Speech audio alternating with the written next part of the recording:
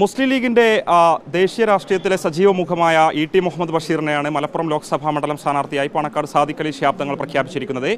ഇ.ടി. നമ്മളോടൊപ്പം ചേരുന്നുണ്ട്. ആദ്യം തന്നെ അഭിനന്ദനങ്ങൾ. എങ്ങനെയാണ് നോക്കിക്കാണുന്നത് സ്ഥാനാർത്ഥിത്വത്തെ മലപ്പുറത്ത്? ആദ്യം ദൈവത്തിന് സ്തുതി. ഞങ്ങൾക്ക് പാർട്ടി വളരെ വലിയൊരു ഉത്തരവാദിത്തമാണ് നൽകിയിട്ടുള്ളത്. മാത്രമല്ല ഞങ്ങളെല്ലാം കഴിഞ്ഞ ടൈമിലും മെമ്പർമാരായിരുന്ന ആളുകളാണല്ലോ. ആ കാലഘട്ടത്തിൽ ചെയ്തിട്ടുള്ള പ്രവർത്തനങ്ങൾക്ക് പാർട്ടി ഉൾക്കൊണ്ടുകൊണ്ട് നൽകിയ ഒരു അംഗീകാരമായിട്ട് ഞങ്ങൾ കാണുകയാണ്.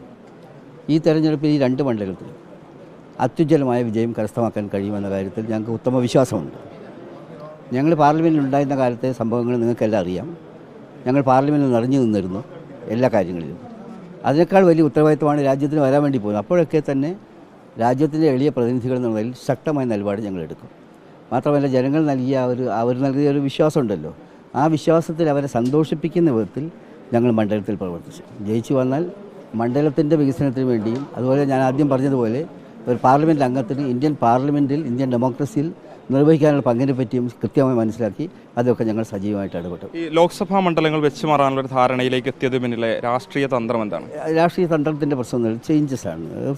സ്വാഭാവികമായിട്ടും എല്ലാ പാർട്ടികളും ചെയ്യുന്ന കാര്യങ്ങളാണ്. അതിൻ്റെ ഭാഗമായിട്ട് ഞാൻ ആദ്യം നിങ്ങളോട് പറഞ്ഞു, എൻ്റെ ഒരു സവിശേഷത, എൻ്റെ എന്താ പറയുക സായുജ്യം, ഞാൻ പറഞ്ഞു ആ കാര്യങ്ങൾ നിങ്ങളോട്. ഞങ്ങളോട് ആദ്യമായിട്ട് എല്ലാ നാട്ടിൽ സാധാരണ പ്രസംഗിക്കാൻ പോകുമ്പോൾ പറയാറുണ്ട് നാട്ടുകാരെന്ന്.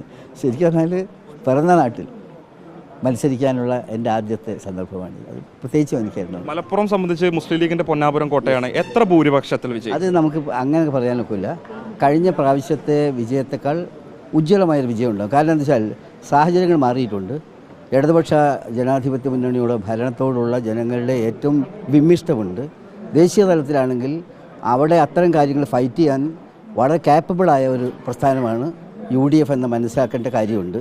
അപ്പോൾ അവിടെയും ആ രണ്ട് അനുകൂല ഘടകങ്ങൾ കൂടി വരുമ്പോൾ ഞങ്ങളുടെ ഭൂരിപക്ഷം കൂടുമെന്നാണ് ഞങ്ങൾ. LDF-നെ സംബന്ധിച്ച് ഒരു യുവമുഖമാണ് സ്ഥാനാർത്ഥിയായിട്ടുള്ളത്. വി വസീഫാണ്, DYF-ന്റെ സംസ്ഥാന അധ്യക്ഷനാണ്.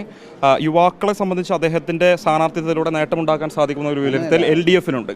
കേരളത്തിലെ യുവാക്കൾ ഏറ്റവും വിദ്യാഭ്യാസ സമ്പന്നമായ ഒരു സംസ്ഥാനത്തിലെ കുട്ടികളാണ്. അവർ നിങ്ങളെ ഇൻഡിവിജ്വലിൻ്റെ വിലയിരുത്തിയിട്ടല്ല വോട്ട് ചെയ്യുന്നത്. ഈ രണ്ട് ഐഡിയോളജി എന്താണ് എന്ന് നോക്കിയിട്ടാണ്. അത്ര ബോധമുള്ളവരാണ് കേരളത്തിലെ. അതുകൊണ്ട് യുവാക്കൾ UDF-നെ മറ്റാരെക്കാളും ഇഷ്ടപ്പെടുന്നുണ്ട്. കാരണം അവർ ഒരു വലിയ വിഷയമാണ് തെരഞ്ഞെടുപ്പിൻ്റെ ക്യാമ്പയിനിൽ ഞങ്ങൾ കൊണ്ടുവരുന്നുണ്ട്. യുവാക്കളെ എങ്ങനെയാണ് UDF ഭരണം ഉണ്ടായിരുന്ന സമയത്ത് ചെയ്തത്, ഇവരെന്താ നാശത്തിലേക്ക് കൊണ്ടുപോയത് എന്നിത്യാദി കാര്യങ്ങൾ വളരെ വ്യാപകമായി ഞങ്ങളുടെ ക്യാമ്പയിനിൽ കൊണ്ടുവരാൻ വേണ്ടി പോവുകയാണ്. ഒറ്റ കാര്യം അവസാനമായി, ദേശീയ തലത്തിൽ ഒരു മുന്നണിയിലാണല്ലോ CPM-ഉം മുസ്ലിം ലീഗും ഉള്ളത്. നേരത്തെ അങ്ങ് പറഞ്ഞു ദേശീയ തലത്തിൽ നിലനിൽക്കുന്ന ഫാസിസത്തിനെതിരെയാണ് മത്സരം, BJP-യെ ഭരണത്തിൽ നിന്ന് ഇറക്കാൻ വേണ്ടിയിട്ടാണ്. അപ്പോൾ സ്വാഭാവികമായും വോട്ട് ചെയ്യുന്ന ആളുകളിൽ ഒരു ഇതുണ്ടാവില്ല, എന്താ പറയുക, ആശങ്കയുണ്ടാവില്ല. ഇത് ഏത് മുന്നണിക്ക് വോട്ട് ചെയ്യണം ഒരു പാർട്ടി? ഇത് ഇന്ത്യ മുന്നണി വരുന്ന സമയത്ത് തന്നെ ഇംപ്ലൈഡാണിത്. ഈ ചോദ്യത്തിന് ഉത്തരം കേരളം, ബംഗാൾ പോലുള്ള സ്ഥലത്ത് വ്യത്യസ്തമായ രാഷ്ട്രീയ സഖ്യങ്ങളാണ്. ആ സഖ്യങ്ങൾ തുടരും. പക്ഷേ ഈ സഖ്യങ്ങളെല്ലാം കൂടി ചെയ്യാൻ പോകുന്നത് എന്താണെന്ന് വെച്ചാൽ BJP-യുടെ തെറ്റായ നയങ്ങൾ, ഫാസിസ്റ്റത്തിൽ അധിഷ്ഠിതമായ ഒരു നീക്കങ്ങൾ, അതിനെ ചെറുക്കുന്ന കാര്യത്തിൽ ഒരുമിച്ച് നിൽക്കുകയും ചെയ്യും. അത് നേരത്തെ തന്നെ കണ്ടെത്തിയ സംഗതിയാണ്. ഒറ്റ കാര്യം, ഈ SDPI പോലെയുള്ള അല്ലെങ്കിൽ പോപ്പുലർ ഫ്രണ്ട് പോലെയുള്ള വിഭാഗത്തിൻ്റെ, RSS പോലെയുള്ള വിഭാഗത്തിന്റെ വോട്ട് ലഭിക്കുന്നതുമായി ബന്ധപ്പെട്ട വിഷയത്തിലൊരു ഔദ്യോഗികമായിട്ടുള്ള നിലപാട് എന്താ ചോദിക്കുന്നത്? ഒരുപാട് പാർട്ടികളുടെ രാജ്യത്ത് ഞങ്ങൾ ഓരോ പാർട്ടികളോട് ഞങ്ങൾ വോട്ടർമാരോടാണ് ചോദിക്കുന്നത് വോട്ട്. ആ വോട്ട് ഞങ്ങൾ എല്ലാ വോട്ടർമാരോടും ചോദിക്കുകയാണ്. മറ്റ് പാർട്ടികളുമായിട്ട് പരസ്യമായിട്ടുള്ള സഖ്യം പ്രഖ്യാപിച്ചിട്ടുണ്ടല്ലോ ഇന്ത്യയിൽ. അതിനെ പിന്തുണക്കുന്ന പോപ്പുലർ ഫ്രണ്ടിന്റെ വോട്ട് വേണ്ട, അതൊക്കെ വേറെ കാര്യമാണ്.